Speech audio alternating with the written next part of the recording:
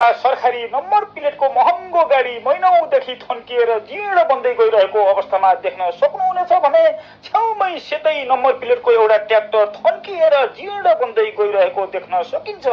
जुन ट्र्याक्टर केही महिना अगाडि टायर पञ्चर भएर थन्काइएको थियो, जुन आजसम्म आउँदा मर्मत गरेर चलाउनुको साटो दिन प्रतिदिन जीर्ण बन्दै गएर काम नलाग्ने अवस्थामा पुग्दै गइरहेको देख्न सकिन्छ। आज दिन प्रतिदिन देश टाट पल्टदै गइरहेको छ। यता राज्यको सम्पत्ति यसरी दुरुपयोग हुँदै गइरहेको छ। यसतर्फ सम्बन्धित निकायको ध्यान नपुग्नु अत्यन्तै दुःखद पक्ष हो। सरकारी निकायमा बसेर सरकारी सम्पत्तिको सही सदुपयोग र जगेर्ना गर्न नसक्ने जो कोही कर्मचारी वा जनप्रतिनिधिबाट देश र समाज परिवर्तन हुन्छ र जनताले समृद्धि प्राप्त गर्छन् भनेर कल्पना गर्नुपर्ने बालुवाको घर बनाएर सुखसँग बस्छु भनेर सपना देखे जस्तै होइन र।